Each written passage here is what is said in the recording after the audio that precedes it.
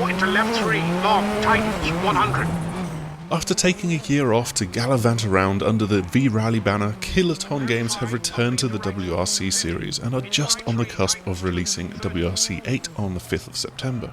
It looks like a year away has done them a world of good, with a renewed focus around sim rally driving, a new career mode and plenty more besides that. We got a tour of the game and briefly went hands-on with it this week and came away pretty impressed. So here's 8 standout features that are helping WRC 8 be better than ever.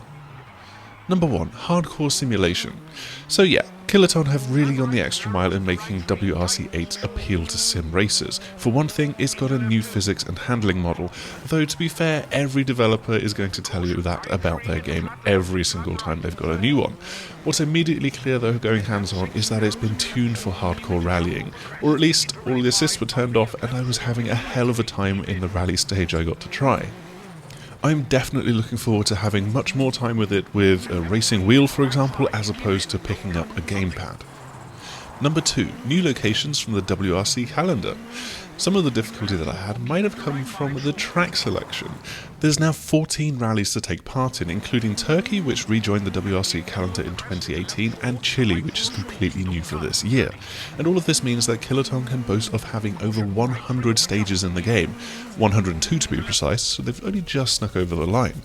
This includes regular length stages of around about 5 to 7 minutes, 15 plus minute long epic stages, which we did previously see appear in WRC 7, and the 1-for-1 special stages, which have been remade exactly as they appear in real life.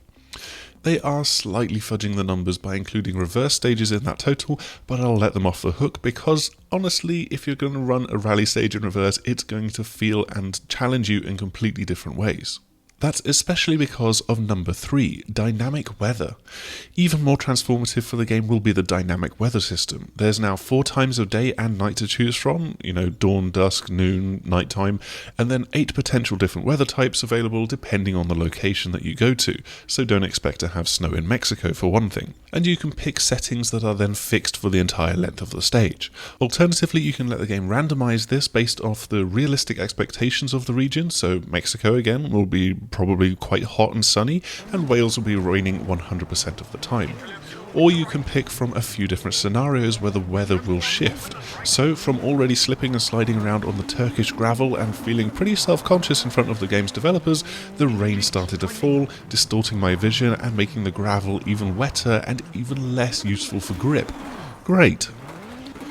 Number 4, some seriously advanced setup options. In WRC 8, you can absolutely customize the experience to get the most out of it. You have both basic classic tuning and advanced tuning that is laid out much clearer and without all of the silly graphical chrome of WRC 7, and there's now 7 tyre compounds to choose from.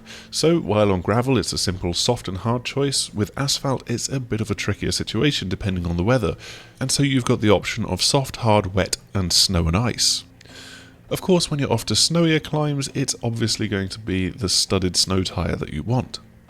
But beyond the car setup itself, you've got a lot of options to customize the game to your liking.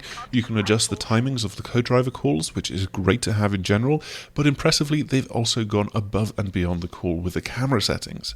There's the usual mixture of chase, cockpit and bonnet cameras and variants of them, but you can then take those and tweak them further, setting the FOV and angle to give you the exact camera position and view that you want. Number 5, all of the telemetry. Based on the sheer weight of telemetry that real-world teams are able to collect and process, you get to dive in and see not just your split times compared to your other competitors, but also how the wear and damage has manifested itself on your car, how that compares, and how long it took to happen. From that, you can learn a little bit about where you can try and make up the shortfall in the next rally. It's some really cool stuff, and I can't wait to see just how technical Kiloton actually get with this in future. Number 6, be the team boss.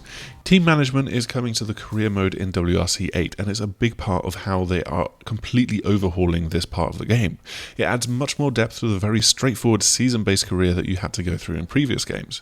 So now you're in charge of hiring key technical staff, making sure that the morale is high and everything else. With a good mechanic, you can get more done repairing the car between stages.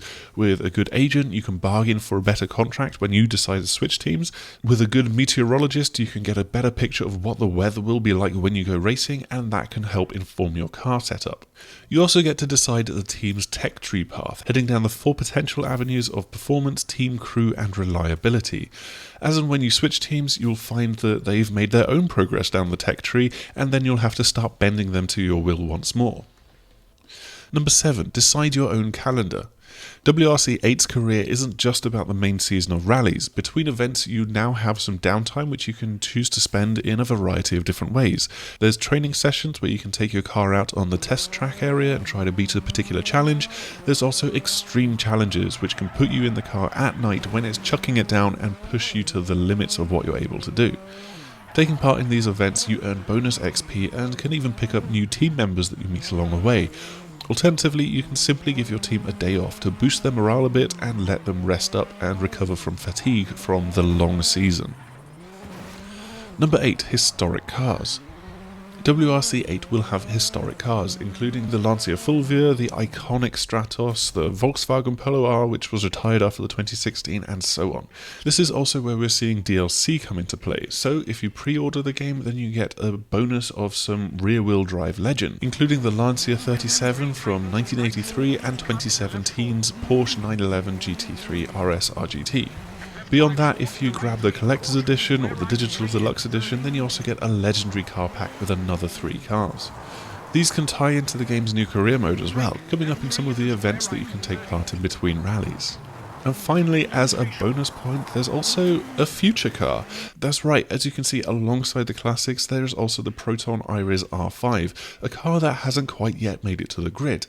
Designed for the latest WRC2 R5 category, it hits the exact same specs as the Ford Fiesta and Hyundai, but it's not part of the competition just yet. It's now been homologated by the FIA, and Mellors Elliott Motorsport have raced it at the Goodwood Festival of Speed, winning the Goodwood Forest Rally stage earlier this year. It's just not part of the WRC2 Championship, but you can play with it in WRC 8. So those are the 8 big features that we took away from our time with WRC 8, and I really think that this is a game that rally heads should be looking forward to when it releases next month. Will it manage to overtake Dirt Rally 2 as the leading rallying game out there? Well, we'll just have to wait and see, but I can't wait to find out. As always, to wrap things up for this video, please do like, subscribe and share this around, and hopefully we will see you again soon. Goodbye!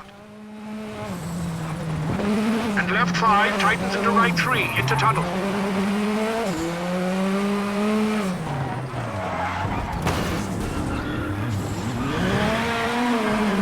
And right 4 into left 6 short 50. Right 2 open long over crest. Into left 3 short 30. Right 3 short, keep in over crest into left 4 short.